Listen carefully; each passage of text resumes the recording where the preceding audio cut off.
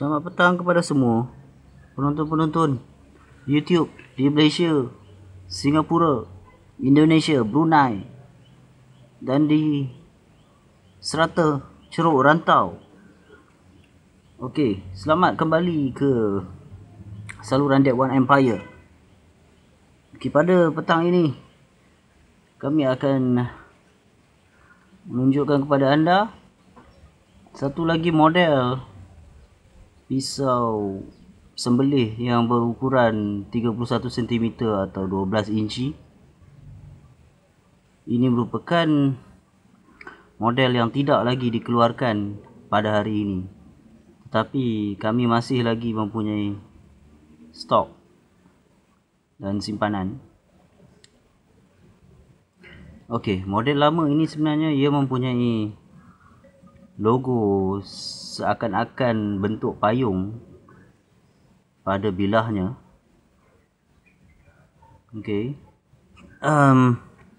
Mari kita lihat pisau ini dengan lebih dekat. Okey.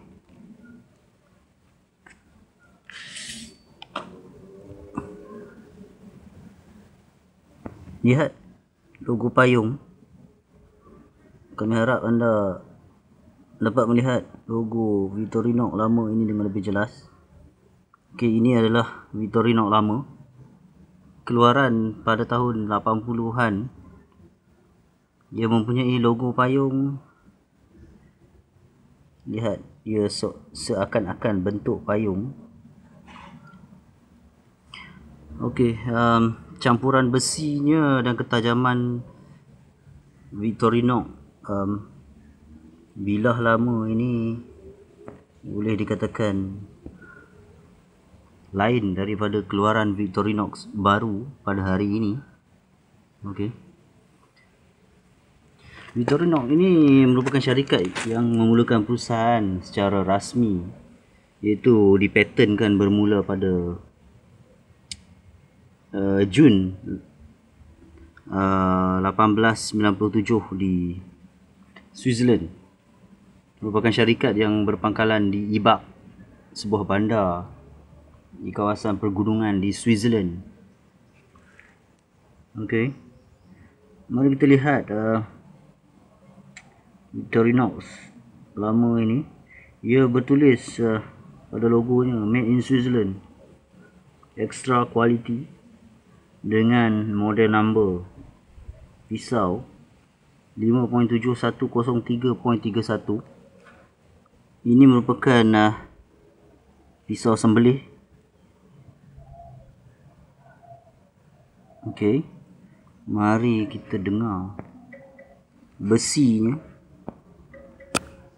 Desing, anda akan dapat mendengar bunyi desing besi yang berlainan.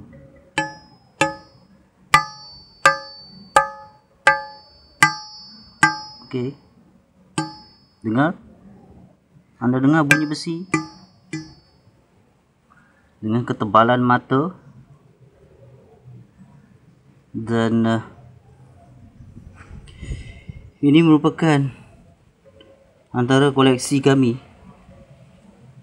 yang terakhir, yang tidak lagi boleh didapati di mana-mana walaupun anda pergi ke kedai Victorinox sendiri di Switzerland sana. Okey.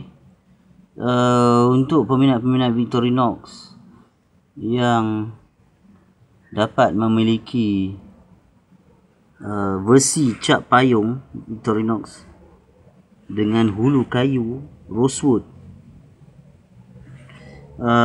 jagalah ia dengan baik, kerana produk ini telah pupus dan menjadi barang vintage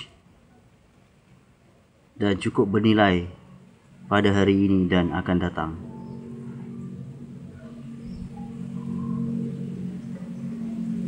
Sekian, bye bye.